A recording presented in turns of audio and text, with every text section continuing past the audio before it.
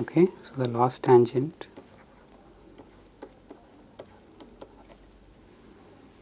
is much less than 1. Okay, so in this case, let's see what approximations we can do in order to estimate alpha and kz. So gamma was j omega mu 0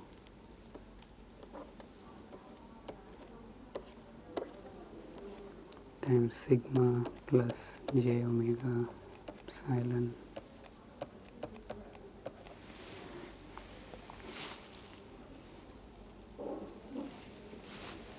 right. So we can write this as j omega 0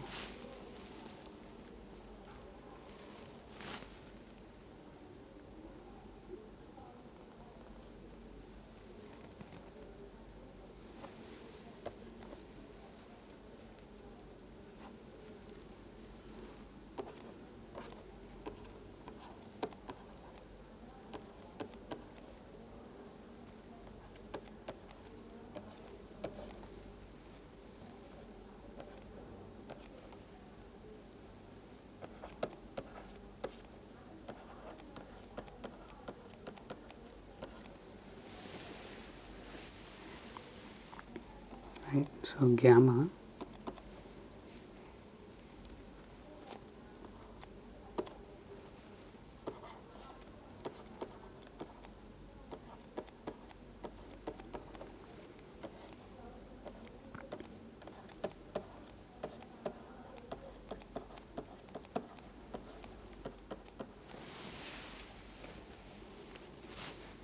right. So recall the approximation for 1 plus x per k. We write this as 1 plus kx. So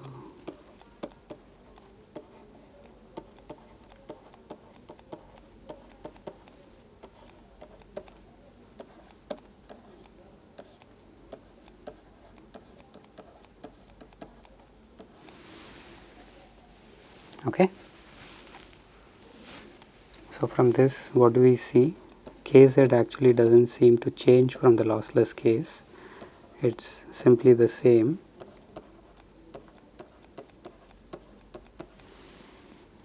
But the alpha value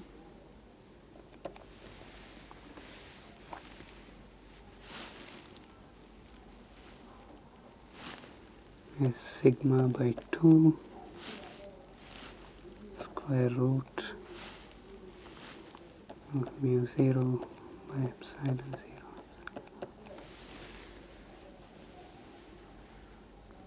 Okay. So the frequency dependence actually goes away, right? So it seems like the attenuation constant is only, it's a fixed value, right? And it is proportional to sigma, right?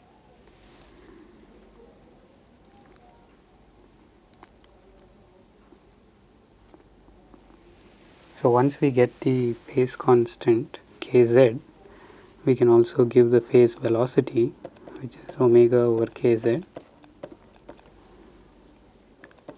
which quite simply becomes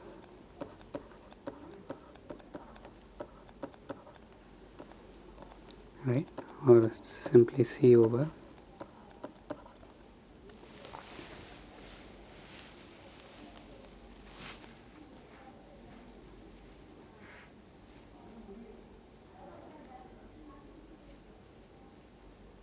okay. So we have looked at the situation for low loss dielectrics. We notice that the loss is proportional to the conductivity but independent of frequency. The phase velocity is also that of the same as the lossless case, right? So the only other parameter that we need to look at, which is the characteristic impedance, right? So let's see how that changes. So the characteristic impedance eta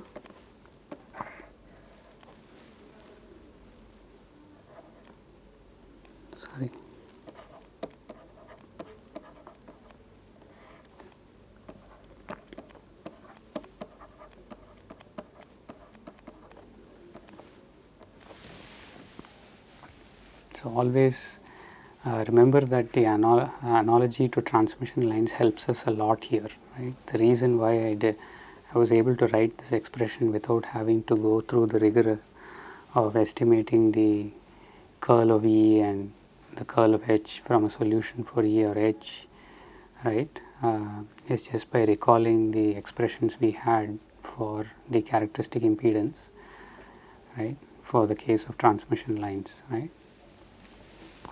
So I can jog your memory there.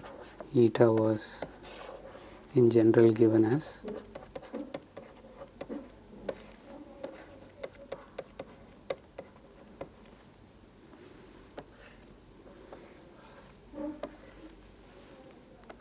for T lines, right. So I use the same technique to come up with this expression, right. But I assume that students at this point are capable of getting this relationship, right. So you are essentially going to have to take the ratio of the electric field vector magnitude and divide by the magnetic field vector magnitude, right, in order to get the eta.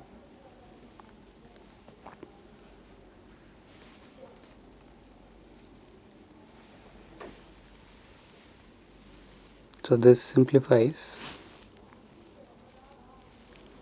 So if I were to neglect sigma in comparison to the other, I could quite simply say that it equates to the same relation as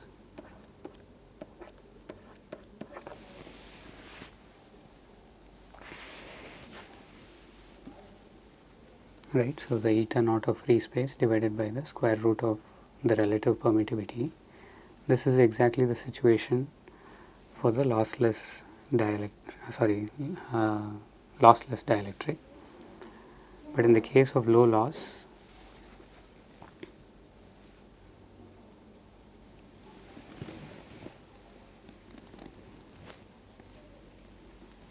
you can certainly do the same approximation that we did here, right.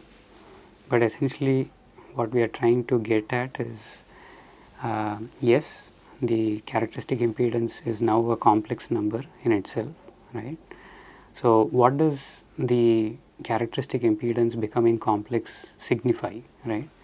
It is to say that the electric field and the magnetic field, they actually are now there is a certain phase difference between the two, right.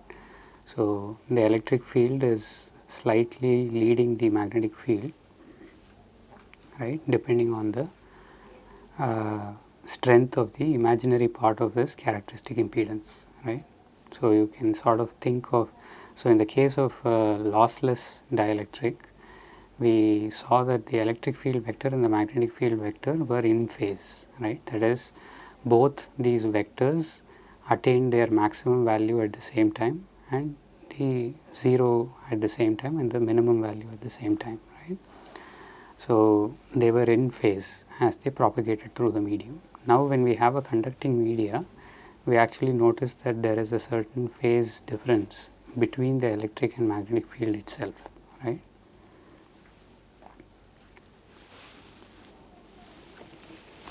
So I am going to make a comment here, that is the significance of calculating eta to be complex, right.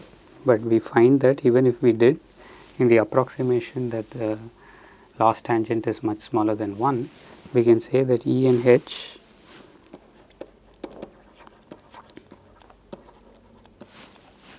are almost in phase. Okay.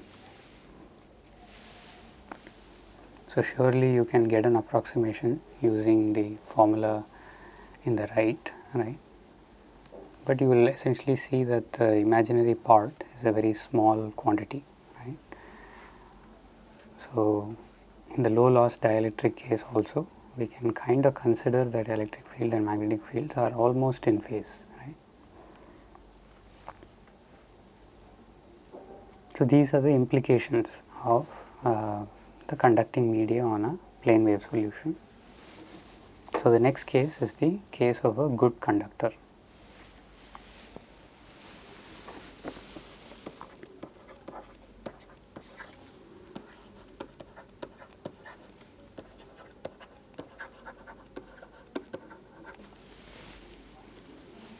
Okay.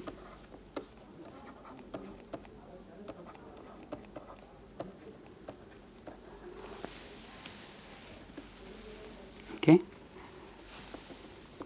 In this case, we will actually do the opposite, right. So, we will neglect omega epsilon r epsilon 0 in comparison to sigma. So, gamma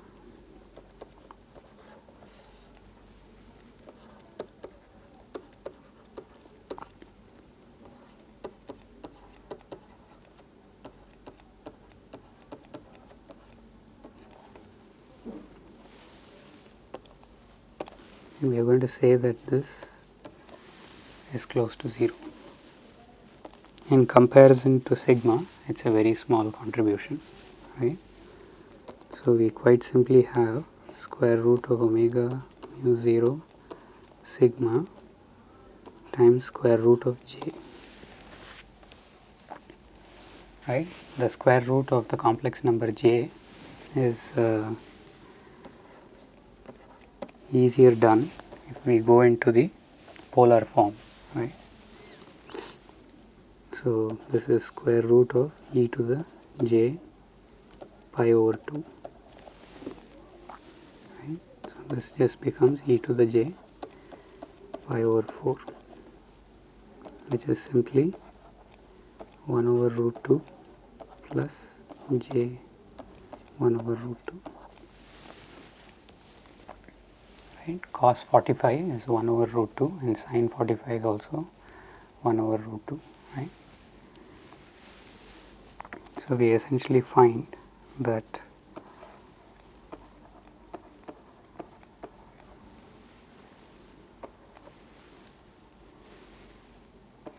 by 2 into 1 plus j. Okay. So, interestingly, remember the real and imaginary parts were alpha and kz, right, and both are equal in magnitude and equal to omega mu 0 sigma by 2. So, the impact of alpha, remember, is on the magnitude of the electric field, and it goes as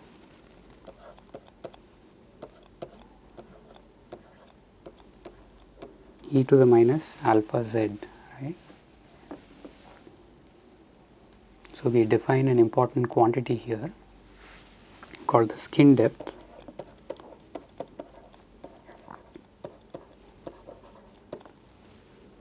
delta, and it is equal to 1 over alpha. Okay.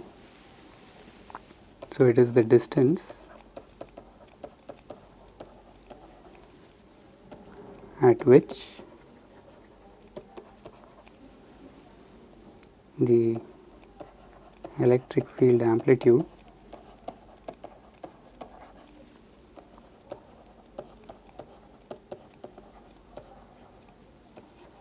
decays by a factor of 1 by E.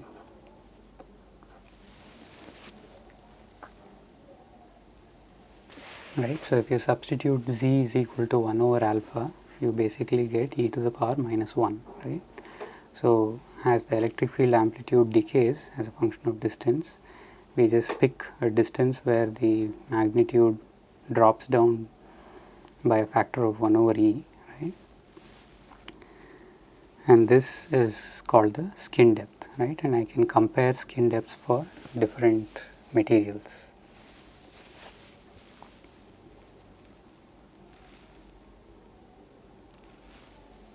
Okay. So, the expression for the skin depth in terms of fundamental constants is simply 2 omega, right. So, it is just 1 over alpha. So, just invert the value of alpha.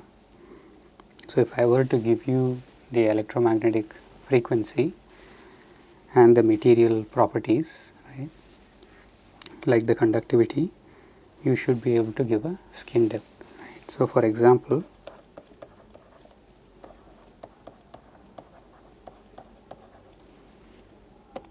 copper, using the same conductivity number, right, of 5.6 10 to the 7, you can estimate that for a frequency of 1 megahertz,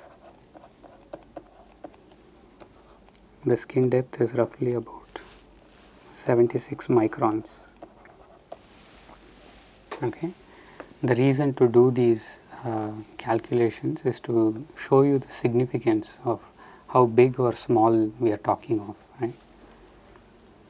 So, you do not need a very thick plating of copper, right, in order to quickly attenuate the electromagnetic wave, right. So, if I were to send an electromagnetic wave in copper, that the energy very quickly diminishes, right, within about 76 microns, which is less than the width of a human hair, right. So, in that very short distance, we are able to completely significantly reduce the strength of the electromagnetic wave, right. So, this is saying that essentially the electric and magnetic fields quickly dissipate their energy into moving the free electrons that are within copper, right, causing currents to flow, right, and you essentially do not have much of the electromagnetic wave surviving, right. And all this energy is just perhaps dissipated as heat, right. So, through the resistivity of copper, the electromagnetic wave does some work in moving or pushing these free electrons in copper around, and those through subsequent collisions will essentially dissipate that energy, right.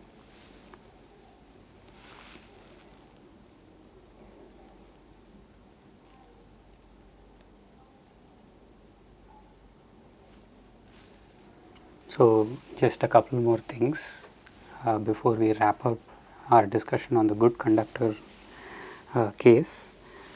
First is the phase velocity, remember, is omega by kz.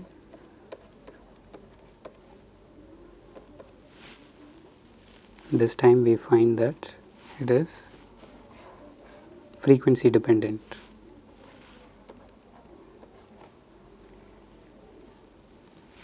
So, you can do the substitution and you will find this is the expression. Okay.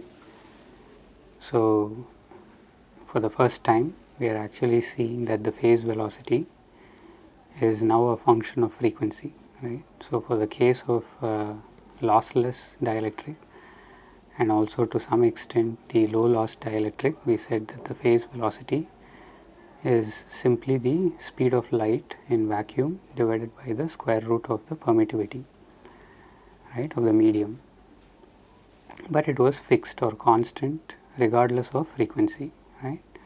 So, now we are actually noticing that the phase velocity is now a function of frequency, right, and it goes as square root of omega. These are media which we call as dispersive, right. So, when Vp becomes a function of omega, we say it is dispersive.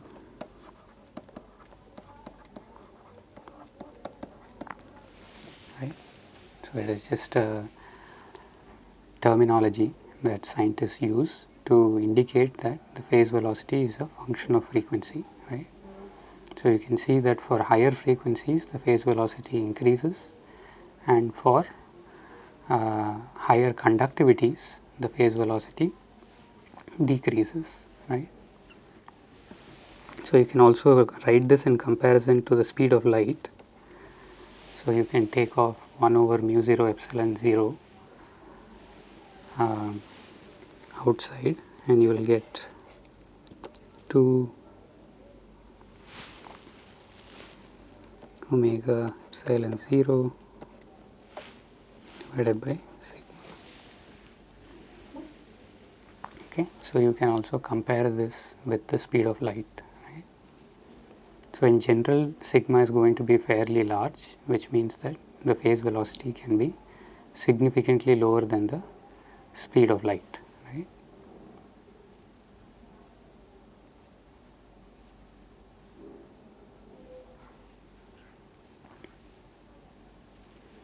And last, we will just look at the characteristic impedance.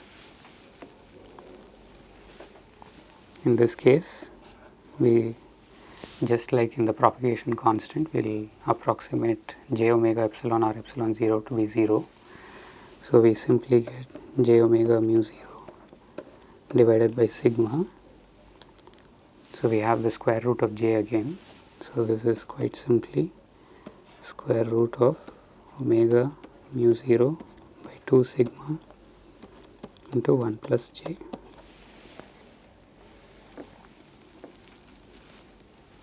Okay.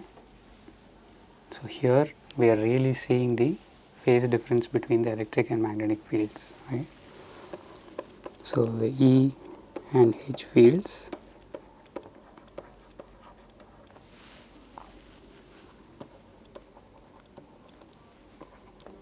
have a phase difference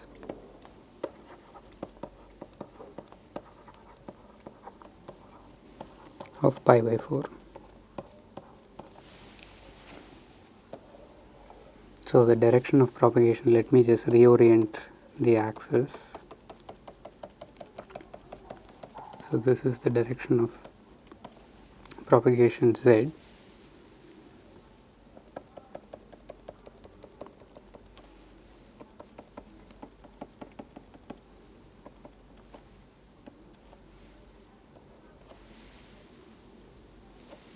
So this would become x and this would become y. Okay. So in the case of good conductor, we are saying that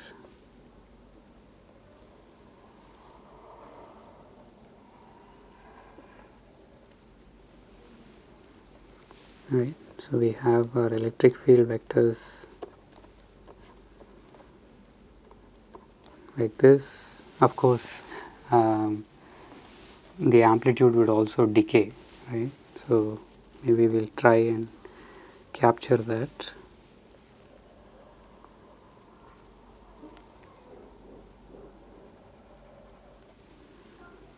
Something like that.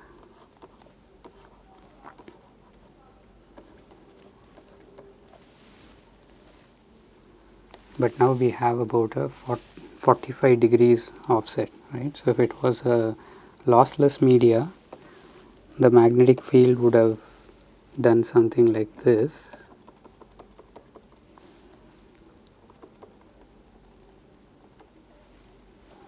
Right, but now we have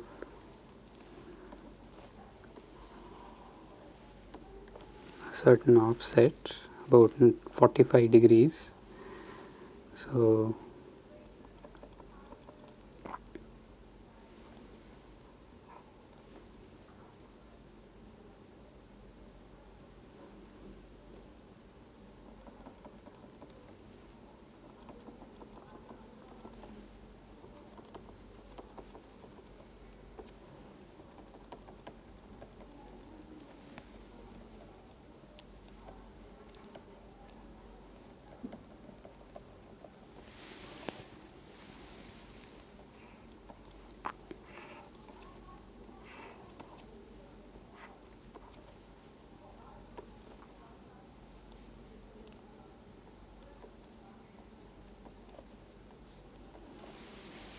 right? So the intersection points do not quite coincide, right, for the electric and magnetic fields. So this is what we want you to picture when we say that there is a phase difference between the electric and magnetic field vectors.